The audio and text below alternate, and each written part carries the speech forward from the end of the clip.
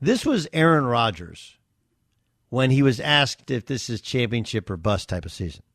I think we all know what's at stake, and I talked about that a little bit the other day about perspective and how important that perspective is to focus on this season and enjoy the most out of this season, because there are a lot of unknowns. So we're just going to enjoy this season. It's title town. It's championship or disappointment just about every year. So what people take that as, and it's real because of what Aaron Rodgers said. I mean, because of what he put out there on Instagram with The Last Dance, is this idea that if they don't win it, like if you don't win a championship, are you really going to leave? First thing is, if you win a championship, I find it really hard to think he would leave. I like you did, unless you're going to retire, which doesn't feel like he wants to retire. Maybe he does, and he just wants one big paycheck before he does. But he's not going to retire. So you win a championship, you're not leaving, right? It's not like you're Kawhi Leonard and you just parachuted in for 6 months and then you leave. No, he's been a Green Bay Packers his entire life. He's still under contract after this year. He's not leaving if they win a championship. But if they don't win a championship, and I'm like the only sane person, and I do think that Aaron contextualized it very smartly, right? Which is like, it's not championship or bust, but championship or disappointment. We'd be disappointed.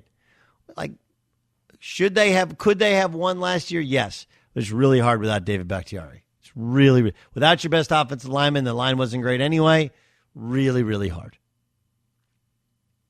Really hard. So I think it's smart to contextualize it. Where do they play? What is the weather like? Is Devontae Adams healthy? Is he not healthy? Is Aaron Jones healthy? Is Aaron Rodgers healthy? Remember when they lost to Seattle on that miracle comeback years ago, he was playing with a torn calf muscle. So that's why it's really easy right now, before we have 18 weeks actually, but 17 weeks of games, plus the playoffs, to say it's a championship or bust type of year. But has anybody thought of, like, if you leave, aren't you doing a Kevin Durant a little bit? If you can't win a championship, right? They've been to 2 straight NFC championships. They get to the NFC championship game again, or they get in the playoffs again, they lose. Are you pulling a Kevin Durant? And look, I've been a defender of Kevin Durant. I'll tell you that I believe the Warriors don't sniff a championship if they don't get KD. That team changed. They lost Harrison Barnes, and the bench had gotten older. Some had gotten overpaid. That team was not the same. It became a top-heavy team.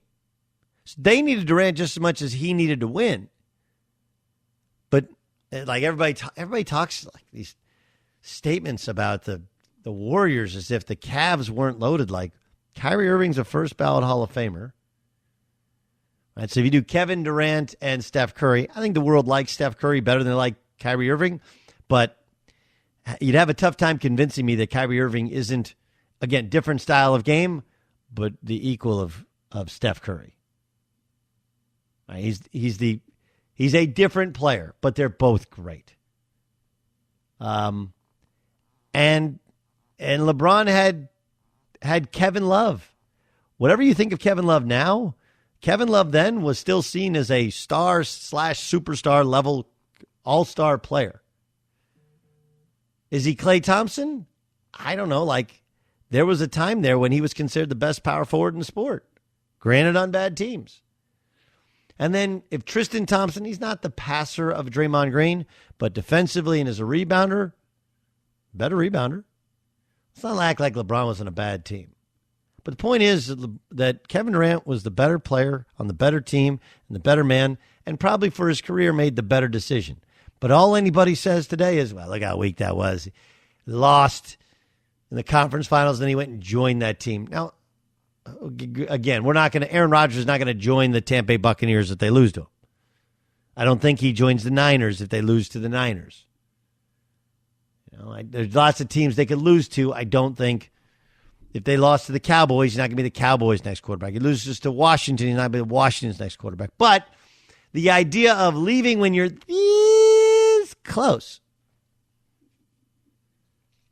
and it's the only place you've ever played, that's a little bit of the Durant thing.